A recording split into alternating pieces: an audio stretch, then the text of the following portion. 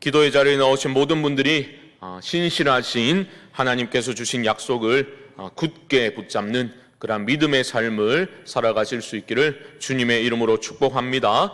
우리는 계속해서 아브라함의 발자취, 믿음의 조상이라 칭해지는 아브라함이 그의 삶의 여정 가운데서 어떻게 믿음으로 살아갔는지, 또한 어떻게 믿음에서 떨어졌는지를 계속해서 구체적으로 확인해 나가고 있습니다.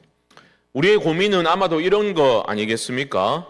나라면 아브라함이 처한 그 상황에서 어떻게 행동했을까? 나는 다르게 행동할 수 있었을까? 그런 고민이 우리에게 있을 것 같습니다. 내가 그때 태어났더라면 믿음의 조상 타이틀은 내가 가졌을 것이다. 그렇게 생각하는 분이 계시다면 매우 위험한 그런 사람일 것이라 여겨질 수 있겠습니다. 왜냐하면 생각보다 우리의 믿음은 그렇게 강하지 못합니다. 남의 일이니까 신앙의 훈수도 쉽게 두는 거지, 막상 내가 그러한 어떤 위기의 상황이나 아주 중요한 상황에 처하게 될 때에 믿음으로 행동한다라는 것이 생각처럼 그렇게 쉽지는 않은 겁니다. 아브라함의 경우를 한번 생각해 보십시오. 어찌 보면 마치 롤러코스터를 타는 것 같은 그러한 모습을 아브라함은 보여주고 있습니다. 믿음으로 통 크게 순종하기도 하였지만 어떤 경우는 믿음 없이 현실에 타협해버리는 그러한 나약한 모습을 보여주기도 하는 거죠. 바로 앞장인 창세기 16장은 그런 나약한 믿음이 없는 그러한 타협하는 모습을 보여주었습니다. 아내 사레의 요청을 하나님께 여쭤보지도 않고 아브라함은 그냥 받아들이게 되었지요. 사레의 여종 하갈에게로 들어가서 이스마엘을 얻게 되었습니다. 하지만 그것은 축복이 아니었죠. 오히려 그 일로 인해서 가정에 분란이 일어나게 됩니다. 그리고 16장의 마지막 절은 이렇게 말하지요. 하갈이 아브라함에게 이스마엘을 낳았을 때에 아브라함이 86세였더라. 이게 16장의 마지막 절이에요. 그리고 그 다음 절이 17장 1절 아닙니까? 17장 1절은 이렇게 시작하고 있습니다. 아브라함이 99세 때에 여호와께서 아브라함에게 나타나서 그에게 이르시되. 그렇죠? 여러분, 86세의 아브라함에게서 마쳤는데 그 다음 절이 몇 살 된 아브라함이 등장하고 있는 겁니까? 99세 된 아브라함이 등장하고 있는 거예요. 몇 년 차이가 있습니까? 13년이에요. 13년이라는 세월을 건너뛰고서 하나님이 나타나신 겁니다. 어찌 보면 이 13년이라는 시간은 하나님 편에서는 침묵의 시간이지요. 이 침묵은 무엇을 의미합니까? 앞선 16장에서 아브람과 사레가 내렸던 결정이 하나님 보시기에 선하지 않았다라는 것을 하나님의 침묵이 보여주고 있는 겁니다. 이 13년이라는 기간 동안 아브람 가정에 좋은 일들도 있었겠죠. 의미 있고 기뻐할 만한 그러한 일들도 왜 없었겠습니까? 삶은 계속되는 거 아닙니까? 그런데 그 기간에 하나님은 별로 주목하지 않으시는 거죠. 그 13년이라는 기간을 하나님은 주목하지 않으시고 큰 관심을 주지 않고 계신 겁니다. 우리도 마찬가지입니다. 우리가 생각하기에 너무 좋다, 너무 기쁘다, 이런 일들이 살아가면서 있을 수 있겠죠. 기쁘고 의미 있는 일들이 많이 일어날 수 있겠지만 한번 심각하게 우리는 생각해 봐야 되겠죠. 하나님이 내가 의미 있게 여기는 일들을 하나님은 별로 의미 있게 여기시지 않고 주목하시지 않는다라면 그 모든 일들이 정말로 우리에게 무슨 의미가 있겠는가라는 것을 우리는 심각하게 한번 생각해 볼 필요가 있는 거죠. 그런데 이게 단순한 문제라고 보기는 어려운 것이 아브라함 편에서 한번 생각해 보십시오. 그도 마음이 썩 유쾌하지는 않았을 것 같지 않습니까? 다 잘했다는 건 아닙니다. 그래도 이건 약속을 주셨으면 대충이라도 대략적으로라도 언제 이루어 주실지 하나님이 좀 귀뜸이라도 해주시면 좋잖아요. 이거 하도 너무하신다 이런 생각이 들 수도 있지 않겠습니까? 생각해 보십시오. 75세에 하나님이 아브라함을 부르셨어요. 아무 부족함이 없던 아브라함에게 모든 것을 내려놓고 떠나라 명하셨습니다. 그리고 수많은 자손을, 땅뿐만 아니라 수많은 자손을 허락하겠다 약속을 해 주셨습니다. 그런데 이루어질 기미가 보이지 않는 거예요. 이스마엘을 몇 세에 얻었습니까? 86세에 이스마엘을 얻었습니다. 그러자 하나님이 침묵 모드로 들어가 버리신 겁니다. 어찌 보면 치아뿌란 나도 더 이상 못 해먹겠다 그런 말이 반응이 나올 수도 있지 않겠습니까? 그런데 아브라함은 하나님의 그 침묵을 제대로 알아들었던 것으로 보입니다. 아, 이게 아니로구나. 하나님 기뻐하시지 않는구나. 가정에 분란이 일어나는 것을 보고 또 하나님의 침묵, 13년이라는 이 침묵의 기간을 경험하면서 아브라함은 자신의 잘못을 깨달았던 것으로 우리는 추측해 볼 수 있겠습니다. 그리고 13년이 지나고 갑자기 느닷없이 하나님이 99세 된 아브라함에게 다시 나타나신 겁니다. 그리고 이렇게 말씀하십니다. 1절 하반절부터 보시면 나는 전능한 하나님이라 너는 내 앞에서 행하여 완전하라. 내가 내 언약을 나와 너 사이에 두어 너를 크게 번성하게 하리라 하시니. 만약 여러분이 99세 되었는데 하나님이 갑자기 나타나셔가지고 이런 말씀하신다면 어떻게 반응하실 것 같습니까? 아이고 하나님, 저는 이제 그만하랍니다. 해도 너무하십니다. 하나님이 영원히 사신다지만, 하나님은 1000년이 하루 같다지만 내년이면 저도 100살입니다. 100살. 75에 주신 그 약속 여태껏 이루어 주시지도 않으시면서 잊을만 하면 갑자기 나타나셔가지고 왜 자꾸 약속을 또 주십니까? 저는 이제 더 이상 못하겠습니다. 이런 반응을 보일 수도 있지 않겠습니까? 그런데 놀랍게도 아브라함은 어떻게 반응하고 있습니까? 3절을 보십시오.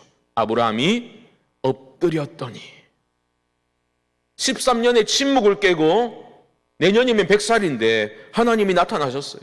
그런데 아브라함은 그 하나님의 임재 앞에 엎드리게 되었습니다. 겸손히 하나님을 경외하는 태도를 보여주고 있는 거죠. 여러분, 이것은 달라진 아브라함의 태도입니다. 왜냐하면 15장에서 아브라함이 두려움에 사로잡혀 있을 때 하나님이 임재하셨죠. 그리고 이렇게 말씀하셨습니다. 아브라함아 두려워하지 말라. 나는 내 방패요 너의 지극히 큰 상급이니라. 하나님 말씀하셨을 때 아브라함은 그때는 엎드리지 않았거든요. 어떻게 반응했습니까? 원망과 불평을 하나님께 쏟아냈죠. 하나님, 지금 제가 자식 한 명 없어가지고 내 종 엘리에셀이 상속자가 될 판이구만. 무슨 큰 상급이고 방패이십니까? 원망하고 불평하는 것을 노골적으로 표현했습니다. 그런데 13년의 침묵 기간을 지나고 난 다음에 하나님이 나타나셔서 말씀하시자 아브라함은 그 자리에 엎드리게 되는 겁니다. 이 기간 동안 아브라함은 자신의 삶을 돌아보게 되었던 것 같아요. 자신의 믿음을 다시 한번 돌아보게 되었던 것으로 보입니다. 우리도 살아가면서 이런 시간을 맞이할 때가 있겠죠. 하나님의 침묵을 경험할 때가 있을 수 있겠습니다. 그때 아이고 너무 편하고 마음 편하고 좋으네 이러면 안 되겠죠. 내게 구원 얻는 참 믿음이 있다면 그런 식으로 결코 반응할 수 없는 겁니다. 하나님이 침묵하실 때 반드시 답답하고 불편하고 불안함을 느낄 수밖에 없게 되겠죠. 그때 우리는 어떻게 해야 되겠습니까? 나 자신을 돌아보는 시간을 가져야 되는 겁니다. 나의 믿음을 점검해 봐야 하는 겁니다. 내가 어디서 떨어졌던가 그것을 점검하고 돌이켜 회개하고 하나님의 긍휼과 은혜를 구하며 하나님의 때를 기다릴 수 있어야 하는 겁니다. 긴 침묵을 깨고 하나님이 다시 임재하셨습니다. 그리고 아브라함에게 무슨 말씀을 하신가? 그것을 우리는 주목해서 살펴보아야 하겠지요. 1절 하반절 다시 보십시오. 나는 전능한 하나님이라 너는 내 앞에서 행하여 완전하라. 이거 잘 보셔야 돼요. 13년이라는 침묵의 기간을 깨고 하나님이 나타나셔서 하시는 말씀은 뭡니까? 아이고 내가 많이 늦었지. 아이고 미안타. 하나님은 미안하다 말씀 전혀 하지 않으십니다. 왜요? 미안한 게 없으니까. 왜냐하면 하나님의 시간이 절대적인 기준이기 때문에 그렇습니다. 여러분, 기준을 내 상황으로 자꾸 끌어당기면 안 되는 거예요. 기준을 자꾸 내한테 맞춰서 끌어내리려고 하면 안 되는 겁니다. 우리의 문제가 뭔지 압니까? 우리는 자꾸만 내가 바라는 하나님 이미지를 만들어내는 거죠. 끊임없이 만들어냅니다. 내가 원하는 타이밍에 내가 원하는 것을 내가 원하는 방식대로 행하시는 그런 하나님을 우리는 계속해서 만들어내는 거예요. 그런 하나님을 기다리고 있는 거예요. 바라는 겁니다. 그런데 하나님은 뭐라 하십니까? 나타나셔서 나는 전능한 하나님이라. 있는 그대로의 자신을 소개하고 계시죠. 무슨 뜻입니까? 내가 기준이다. 그 말씀을 하시는 겁니다. 하나님이 절대적인 기준이십니다. 여러분, 하나님의 시간을 신뢰하는 믿음을 우리가 키워야 하는 겁니다. 모든 문제의 원인은 하나님께 있지 않습니다. 문제는 언제나 우리에게 있는 거예요. 하나님의 하나님 되심을 자꾸만 거부하고 내가 원하고 바라는 하나님을 만들어내고 그 하나님을 붙잡고 의지하고 섬기려는 우리의 믿음 없음의 모든 문제의 원인이 있는 거예요. 문제는 우리에게 있는 거예요. 하나님은 그저 자신을 나는 전능한 하나님이다 라고 소개하실 뿐입니다. 그리고 어떠한 망설임이나 주저함도 없이 아브라함에게 명령을 하십니다. 어떤 명령을 하셨습니까? 너는 내 앞에서 행하여 완전하라. 너는 완전하라. 하나님이 13년 만에 나타나셔서 하신다는 말씀이 너는 완전하라. 어찌 보면 너무 가혹한 명령처럼 들려지지 않습니까? 하지만 그렇지 않아요. 우리 편에서는 아니 어떻게 완전할 수 있습니까? 이런 반문할 수 있겠지만 하나님 주신 명령을 차근히 잘 살펴볼 필요가 있습니다. 우선 완전하라라는 의미가 무엇인가 보아야 되겠죠. 여기서 완전하라 말씀하시는 하나님의 요구는 행위의 완전함을 의미하지 않습니다. 아브라함 이후의 삶을 보십시오. 그의 행위가 완전했습니까? 그렇지 못했습니다. 여기서 말하는 완전하라, 완전함은 무엇을 뜻하는 것인가? 완전하라, 거기로 번역된 타밈이라는 단어는 흠이 없는 이라는 뜻인데 제의적인 용어예요. 하나님께 우리 제물을 드릴 때 어떻게 드려야 됩니까? 흠 없는 제물 드리라 하나님 말씀하시잖아요. 바로 그런 뜻입니다. 거룩한이라는 카도시라는 단어가 있는데 비슷한 용례로 사용이 되는 것을 볼 수가 있습니다. 비슷한 뜻이에요. 그러니까 하나님이 완전하라라고 말씀하시는 것은 너는 흠 없는 거룩한 제물로 하나님께 드려지는 삶을 살아라. 그렇게 명령하고 계신 겁니다. 아이고 뭐 그건 쉬운가 이런 생각이 드시죠. 하지만 그 다음을 보셔야 돼요. 너는 완전하라. 흠 없는 제물로 내게 바쳐지는 드려지는 삶을 살아라 라는 명령은 앞서 나오는 명령이 있다는 것을 주목해야 되는 겁니다. 이 구문을 분석해 보면요, 앞에 나오는 명령을 지키게 되면 뒤에 명령이 이루어질 수 있다라는 의미입니다. 더 쉽게 말씀드릴게요. 앞에는 뭐라고 나옵니까? 너는 내 앞에서 행하라. 이게 처음 나오는 명령이에요. 그러니까 무슨 뜻입니까? 네가 내 앞에서 행하면 어떻게 된다는 거예요? 완전하라라는 명령을 이룰 수 있다라는 의미입니다. 여러분, 내 앞에서 행하라라는 뜻은 내 마음대로 자기 마음대로 행하는 것이 아니라 하나님 앞에서 행하라. 그래서 영어 번역 NIV는 walk before me라고 했어요. 내 앞에서 걸어가라 라고 번역을 했습니다. 이게 무슨 의미입니까? 하나님의 임재 가운데 한 걸음 한 걸음씩 걸어가라 명령하는 거예요. 이 명령에 순종하게 되면 어떻게 될 수 있다고요? 거룩한 산 제물로, 흠 없는 제물로 하나님께 드려지는 완전한 삶을 살아갈 수 있다라는 겁니다. 결국 하나님은 은혜로 가능하다 말씀하시는 거예요. 완전하라는 명령은 그런 의미에서 내가 이루겠다. 하나님이 약속을 해주신 겁니다. 우리의 완전함이라는 것은 거룩한 산제물로 드려지는 삶이라는 것은 하나님의 은혜로만 가능하다라는 것을 보여주는 말씀입니다. 하나님 앞에서 행하여 완전하게 되면 그 결과가 무엇입니까?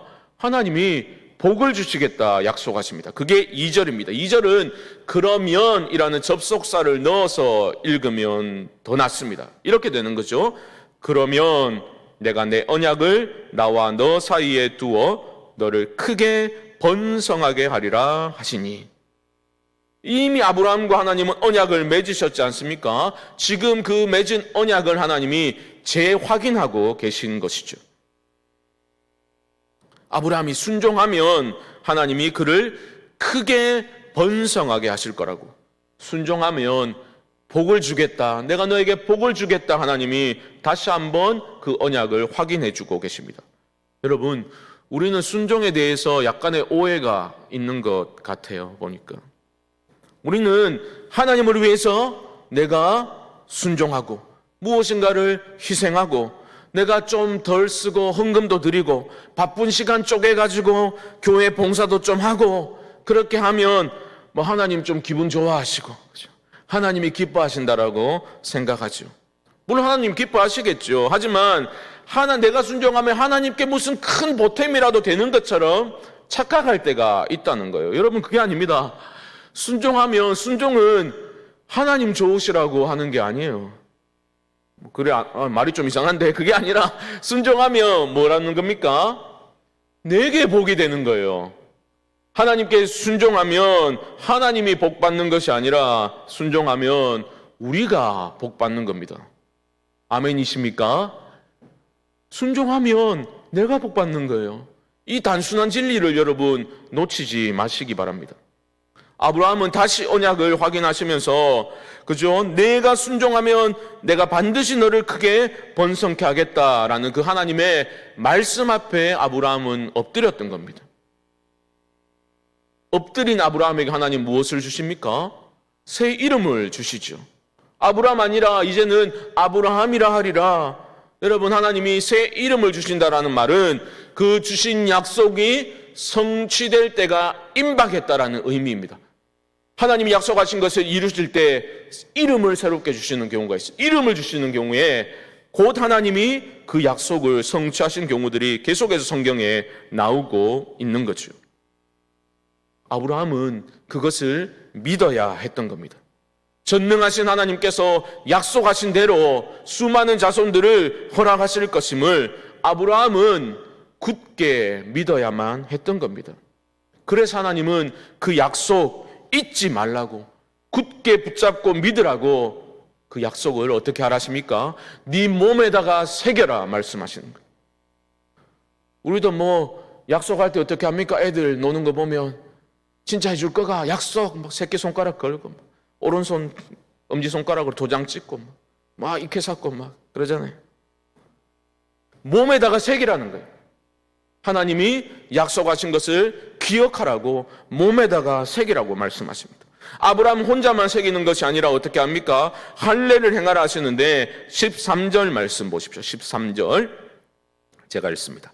너희 집에서 난 자든지 너희 돈으로 산 자든지 할례를 받아야 하리니 이에 내 언약이 너희 살에 있어 영원한 언약이 되려니와.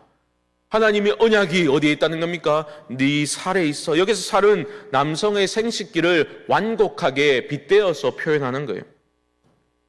재미있지 않습니까? 생명, 생산과 관련된 기관에 하나님의 언약의 표징을 새기신 거예요. 수많은 자손을 허락하시겠다라는 하나님의 약속을 그 몸에다, 그 살에다가 하나님은 새기라고 명령을 하신 겁니다. 여러분, 표징이 필요한 존재는 우리 인간이지요. 하나님은 표징 같은 거 필요 없어요. 왜요? 잊으신 적이 없으시니까. 우리 인간들이나 자꾸 까먹지 하나님은 결코 잊지 않으시는 거죠. 하나님은 표징 같은 거 필요 없습니다. 결코 약속을 잊으시지 않기 때문이죠. 하지만 우리는 어떻습니까? 현실 상황이 어려워지면 약속이 가리워지고 잊어버리는 거죠. 망각하는 겁니다. 약속이 희미해지고 약속은 현실 상황에 덮여버려서 잊혀지게 되는 거죠. 그게 우리의 연약한 믿음의 모습 아니겠습니까? 그러니까 하나님은 잊지 마라, 잊지 마라. 결코 망각하지 말고 몸에 새겨진 그거 표징을 보면서 내 약속을 기억하고 약속을 붙들고 살아가라. 그렇게 살아가야 돼 라고 말씀하고 계시는 겁니다. 그리고 사레의 이름도 바꿔버리시죠. 이제 너는 사라라 하라. 여러 민족의 어머니가 될 거야 약속하십니다.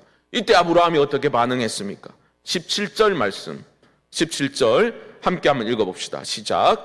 아브라함이 엎드려 웃으며 마음속으로 이르되 100세 된 사람이 어찌 자식을 낳을까? 사라는 90세니 어찌 출산하리요? 하고. 여러분, 이것은 언약에 대한 불신이라기보다는 자기 자신의 99세 된 나이와 사라의 90세 된 나이를 생각해 보니 도저히 일어날 수 없는 일이었기 때문에 그냥 반사적으로 튀어나온 반응인 거죠. 그래서 아이고 하나님, 이스마엘이나 있는 애나 좀 잘 되게 해주십시오. 그런 요청을 한 겁니다. 하지만 하나님은 아니라고 말씀하십니다. 19절을 보시면 이렇게 말씀하죠. 하나님이 이르시되 아니라 네 아내 사라가 내게 아들을 낳으리니 너는 그 이름을 이삭이라 하라. 내가 그와 내 언약을 세우리니 그의 후손에게 영원한 언약이 되리라. 아니야, 사라가 낳을 거야. 이삭이라고 이름 지어라. 영원한 언약을 세울 거야. 이름까지 하나님이 지어주십니다. 여러분, 이 일이 아브라함 몇 살 때 일어났다고요? 99세 때 일어났다라는 사실을 우리는 주목해 볼 필요가 있습니다. 99세는 어떤 뜻입니까? 인간적인 생각으로는 자식을 생산할 수 없는 그런 철저한 무능의 상태에 있을 때 모든 인간적인 소망이 끊어진 그 자리에서 하나님은 약속을 재확인하시는 겁니다. 바울의 표현에 따르면 아브라함의 몸이 죽은 것 같았을 때에 하나님은 나타나셔서 그 약속을 다시 확인하시고 그 약속을 네 몸에 새기라고 명령을 하시죠. 전능하신 하나님께서 무능한 아브라함에게 내 약속을 너의 몸에 새기라 명령하고 계시는 겁니다. 그저 자식만이 낳을 것이다. 그게 목적이 아닙니다. 언약을 주신 목적이 나오고 있죠. 7절 말씀 보십시오. 7절 제가 읽습니다. 내가 내 언약을 나와 너 및 내 대대 후손 사이에 세워서 영원한 언약을 삼고 너와 내 후손의 하나님이 되리라. 이거예요. 인류 역사를 보십시오. 하나님이 원하는 것은 이겁니다. 너희는 내 백성이 되고 나는 너희의 하나님이 되리라. 이것을 위해서 내가 너에게 준 약속을, 나와 너 사이에 세운 그 언약을 네 몸에 새기고 결코 현실 상황에 떠밀려 가지고 약속을 잊어버리지 말고 그 언약의 표징을, 내 몸에 새겨진 언약의 표징을 볼 때마다 내가 너에게 준 그 약속을 기억하며 붙들고 살아가라. 하나님이 말씀하십니다. 그런데 우리 모두는 잘 알고 있죠. 세월이 흘러가면서 그 몸에 새긴, 잊지 말라고 몸에 새겨진 그 언약의 표징인 할례마저도 의식만 남게 되는 거죠. 약속은 망각되고 형식으로만 남게 되는 것을 봅니다. 그게 이스라엘의 타락한 역사가 우리에게 보여주고 있는 바이죠. 그래서 모세는 뭐라 했습니까? 너희는 마음의 할례를 행하고 다시는 목을 곧게 하지 말라. 그렇게 말했죠. 예레미야 선지자는 뭐라 했습니까? 너희는 스스로 할례를 행하여 너희 마음 가죽을 베고 나 여호와께 속하라. 마음 가죽을 베라. 예레미야가 외쳤습니다. 신약으로 넘어와서 사도 바울은 뭐라 했습니까? 할례는 마음에 할지니 영에 있고 율법 조문에 있지 아니한 것이라. 왜 이런 말씀을 합니까? 의식으로만 남았기 때문입니다. 하나님이 주신 그 언약의 표징도 한낱 의식으로 변질되는 것을 보게 되는 거죠. 여기서 끝났다면 우리에게 어떤 소망이, 무슨 소망이 있겠습니까? 그런데 하나님은 결코 그런 상태로 내버려 두시지 않습니다. 어떻게 하십니까? 친히 하나님의 법을 우리의 신비에 새겨버리신 겁니다. 우리 자꾸 잊으니까 성령으로 신비에 하나님의 뜻을 새기시고 하나님의 약속을 결코 망각하지 않도록 성령께서, 우리 안에 계신 성령께서 끊임없이 말씀하시고 하나님의 뜻과 음성을 들려주시는 겁니다. 그게 은혜예요. 주님 약속을 반드시 지키시는, 하나님 주신 그 약속을 내가 반드시 지킨다, 신실하신 하나님을 신뢰하고 그 약속을 기억하고 붙들고 살아가라고 하나님은 우리 마음에 성령으로 새겨주신 겁니다. 사랑하는 성도 여러분, 여러분은 어떠하십니까? 하나님 주신 약속, 여러분 각자에게 주신 하나님의 약속의 말씀이 있지 않습니까? 그 약속을 붙들며 살아가고 계십니까? 혹시 기다리다 지쳐서 포기하기 직전에 이르르신 분들이 계시지는 않습니까? 그렇게 열심히 기도했는데, 사랑하는 자녀 손들을 위해서, 아니면 가족들을 위해서, 어떤 일을 위해서 기도했는데 하나님이 침묵하시고 계속해서 침묵으로 일관하시는 것 같아 마음이 상해서 마음 문을 굳게 닫으신 분은 계시지 않습니까? 여러분, 문제는 하나님께 있지 않습니다. 문제는 우리에게 있는 거예요. 내가 그토록 간절히 바라는 하나님, 내가 그리고 있는 하나님, 어떤 하나님으로 여러분 내가 그리고 있는지를 곰곰이 생각해 볼 수 있는 시간이 있어야 할 것입니다. 그리고 하나님의 하나님 되심을 인정하십시오. 내가 바라는 대로 행동하신 하나님을 자꾸만 붙들려고 하지 마시고 성경이 말씀하고 계신 하나님, 그 하나님을 하나님으로 만나셔야 되는 겁니다. 하나님의 하나님 되심을 인정하셔야 돼요. 여러분들이 그 사랑하는 자녀손들을 위해서 기도하실 때마다 그렇게 기도하셔야 돼요. 그들이 하나님의 시간을 신뢰하는 법을 배울 수 있게 해달라고 그렇게 기도하셔야죠. 그들이 전능하신 하나님이 절대적인 기준이심을 인정하는 믿음을 가질 수 있도록 하나님 도와주십시오. 기도하실 수 있기를 바랍니다. 그 전능하신 하나님 앞에서 걸어가면 전능하신 하나님의 강하신 오른손이 우리를 붙드시고 그때 우리는 온전한 하나님께 바쳐지는 거룩한 산제물로 하나님께 드려지는 복된 삶을 살아갈 수 있게 되는 것입니다. 하나님은 그런 복을 우리 모두에게 부어주기를 원하고 계시죠. 하나님은 우리의 하나님 되시고 너희는 내 백성이 되리라, 하나님 우리 하나님 되기를 끊임없이 원하고 계십니다. 하나님 그 마음의 소원을 여러분 깨달으셔야 되는 거예요. 그것을 나의 기도의 제목으로 삼아야 되는 거예요. 나의 모든 실천과 내 삶에 점검할 수 있는 기준으로 삼아야 되는 겁니다. 여러분 또한 기억하십시오. 인간적으로는 아무 소망이 없었던 철저한 무능 상태에 있었던 아브라함에게 전능하신 하나님이 주신 약속 기억하셔야 됩니다. 아브라함의 하나님이 바로 내가 믿는 하나님이라는 것을 여러분 잊지 마시기 바랍니다. 약속을 붙드실 수 있기를 주님의 이름으로 축복합니다. 우리가 믿는 하나님은 능치 못하심이 없으신 전능하신 하나님이심을 날마다 여러분들의 입을 열어 선포하실 수 있기를 바랍니다. 이미 십자가 언약을 통해서 우리를 붙들어 주셨잖아요. 성령을 보내심으로 우리 안에서 끊임없이 약속을 마음에 새기시고 기억나게 하시는 그 변함이 없으신 하나님의 사랑과 포기를 모르시는 하나님의 열정을 여러분 이 기도의 시간에 깊이 마음에 새기시고 다시 믿음으로 일어서서 순종의 길을, 복된 길을 걸어가실 수 있게 되기를 주님의 이름으로 간절히 축원드립니다.